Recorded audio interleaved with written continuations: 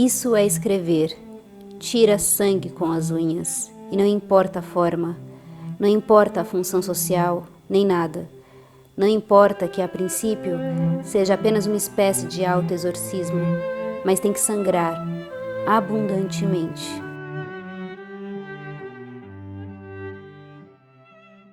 Vera Brasil, tudo bem com vocês? Eu espero que esteja tudo muito ótimo. Antes de começar esse vídeo, eu quero deixar um recado que eu comecei uma campanha de financiamento recorrente através do Apoia-se e eu gostaria de convidá-los a conhecer esse projeto que você pode colaborar com a manutenção desse canal a partir de R$5. Eu vou deixar todas as informações aqui na tela e na caixa de descrição. Você pode acessar esse link depois que você terminar de assistir esse vídeo. Vamos conversar hoje sobre um livro que eu li o ano passado, em 2019, Morangos Mofados, do Caio Fernando Abreu. Para quem viu o meu vídeo do ano passado de melhores leituras do ano, eu estava lá naquela listinha e eu prometi naquele vídeo que eu faria uma resenha, um comentário especial sobre essa leitura. Foi uma leitura muito marcante, muito profunda, muito sensível, que me fez conhecer Caio Fernando Abreu, que eu acho que eu conhecia...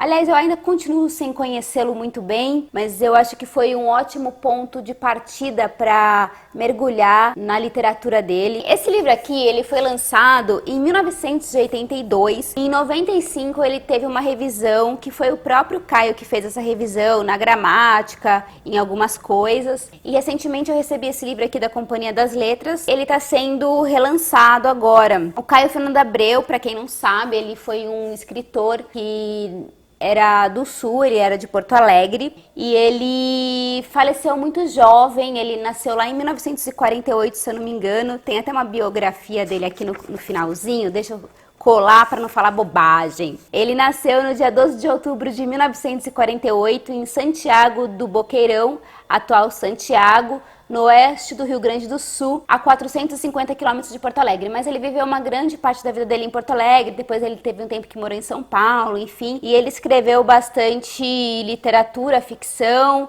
contos, escreveu romances. Ele começou a fazer a faculdade de letras, aí ele parou de fazer a faculdade, depois teve um tempo que ele foi estudar artes cênicas, também parou, e ele também trabalhou como jornalista em alguns lugares, acho que, se eu não me engano, na Editora Abril. Esse livro aqui, especificamente, é um livro que tem 18 contos dentro dele. Ele é dividido em 3 partes. A primeira parte ele nomeia de Os Mofos, a segunda parte Os Morangos e a terceira parte Morangos Mofados. Todos os contos desse livro aqui são sempre dedicados a uma pessoa. Algumas pessoas conhecidas, outras não conhecidas. Mas a primeira coisa que eu gostaria de falar a respeito desse livro aqui, que me chamou muito a atenção, é que esse livro ele é extremamente musical. Praticamente todos os contos desse livro ele vai citar um fragmento de música, vai citar um cantor, um artista. Tem muito bolero, tem Gardel, Beatles, Pink Floyd, Janis Joplin, música clássica, tem Chopin, tem muita coisa.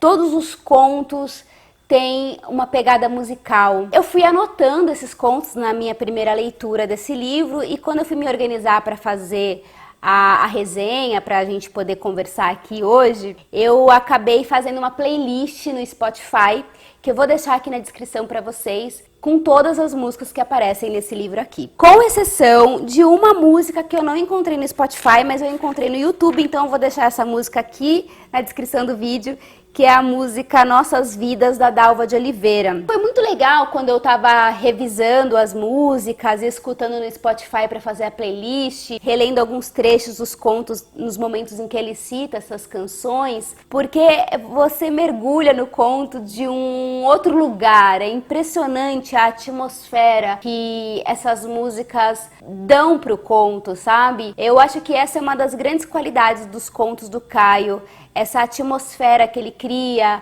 a capacidade dele de descrever cada elemento que compõe a história que ele está contando. Eu consigo, em todos os momentos, em todos os contos, me situar dentro dessa história como se eu fosse também um personagem dessa história. Ora como se eu fosse o próprio personagem que ele está narrando, ora como uma pessoa que observa do buraquinho da fechadura, mas eu conseguia, através da descrição do Caio, sentir até o cheiro dos ambientes, sabe? Eu conseguia sentir o calor do sol quando a luz entrava, eu conseguia perceber quando um lugar ele era fétido, quando ele era um lugar degradante, eu conseguia entrar no ambiente quando ele era um ambiente de festa musical com muitas pessoas, eu conseguia ouvir os burburinhos.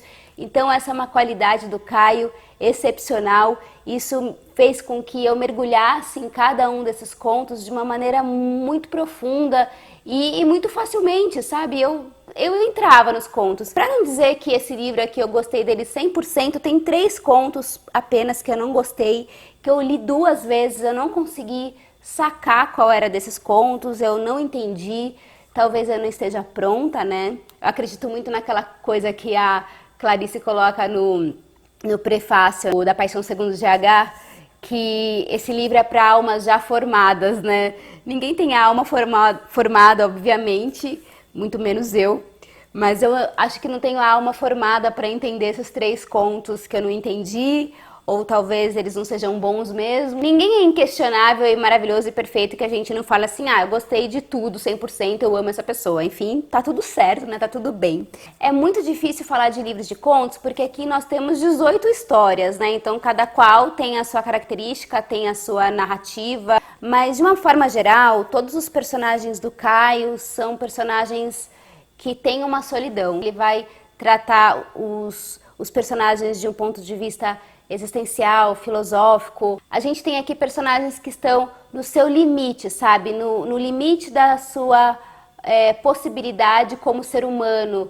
Elas estão a ponto de ou morrer ou transformar aquilo que elas estão vivendo para um outro momento da vida delas. Os personagens aqui vão falar muito sobre o vazio da vida, o oco da vida, a precariedade da vida. Então, acho que essa que é a grande temática do livro. Só que a primeira parte do livro, que é o mofo, a gente vai encontrar um universo, é como se a gente visse o exterior desses personagens, como que outros veem aqueles personagens. A segunda parte do livro, que são os morangos, eu vejo como uma interiorização dos aspectos psicológicos, existencialistas desses personagens. E o último capítulo, né, que são os morangos mofados, que na verdade é um conto só, eu vejo como uma junção do exterior da parte de dentro com a parte de fora e uma grande viagem psicodélica. Tanto é que tem a epígrafe aqui no começo dos Morangos Mofados, que é com a música do John Lennon e do Paul McCartney, né, Strawberry Fields Forever, que tem tudo a ver com essa viagem psicodélica que tem dentro desse conto aqui, que é bem louco, bem maluco, dividido em várias partes. É impressionante como essa música tem tudo a ver com o que é narrado na história. E, gente, esse lance da música é uma coisa muito foda nesses contos, nesse livro.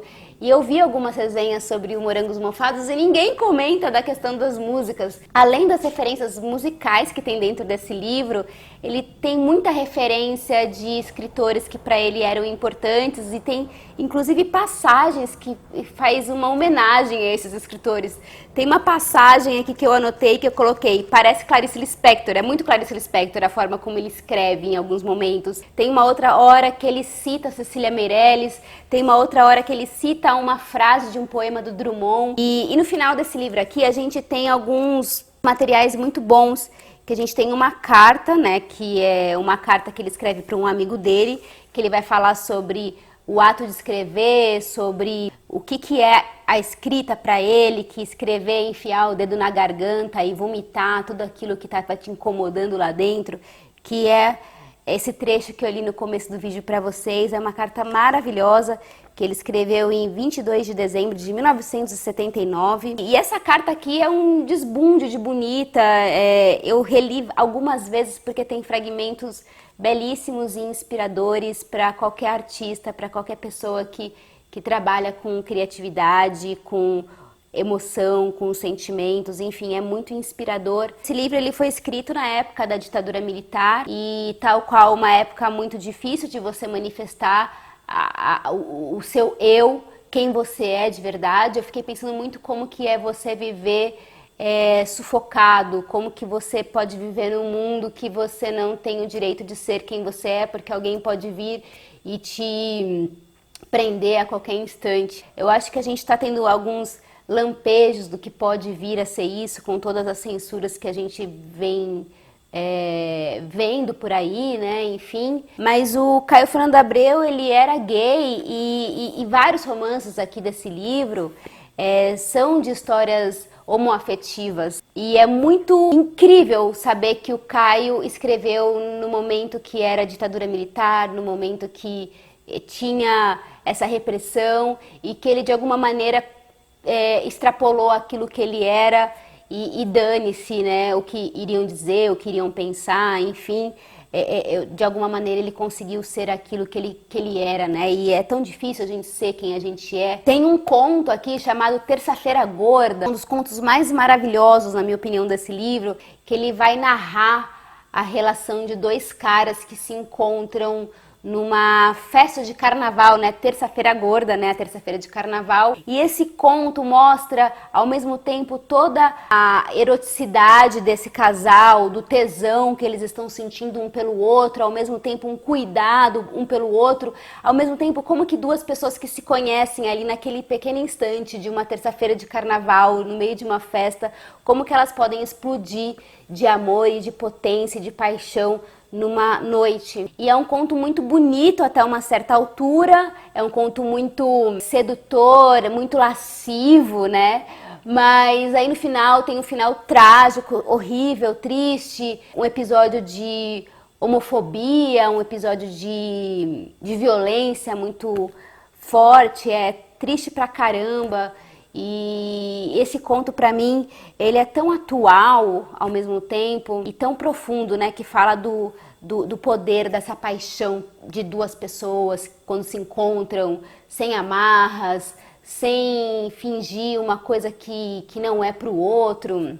Eu achei maravilhoso. E o Caio Fernando Abreu, ele numa certa altura da vida, ele descobriu que ele tinha o vírus HIV, ele inclusive morreu, né, por conta de falência múltipla dos órgãos, que é em decorrência da AIDS, né? E aí eu queria dar um bônus para vocês nesse vídeo, que eu assisti um documentário no final do ano passado chamado Carta para Além dos Muros, que a direção é do André Canto. É um documentário que está na Netflix, que vai falar justamente desse período do começo dos anos 80, em que se descobriu a AIDS e não se sabia direito o que era esse vírus e que as pessoas morriam desenfreadamente e que foi conhecido como a doença dos gays, né? E vai entrevistar uma série de pessoas que têm o vírus HIV, uma série de pessoas que perderam amigos naquela época por conta da AIDS, e vai contar um pouco também sobre como que é o tabu de você ser uma pessoa que vive mesmo em 2020 com HIV. Bem, é um documentário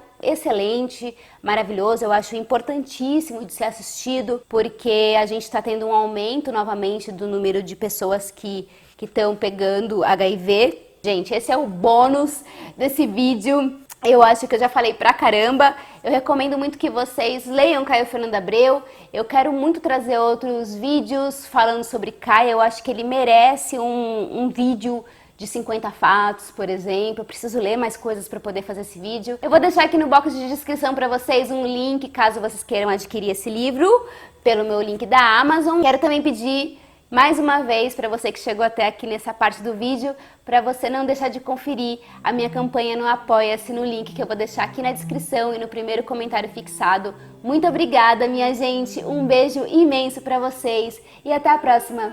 Tchau! Você não está com medo dessa entrega? Porque dói, dói, dói. É de uma solidão assustadora. A única recompensa é aquilo que Len diz, que é a única coisa que pode nos salvar da loucura, do suicídio, da autoanulação, um sentimento de glória interior. Essa expressão é fundamental na minha vida.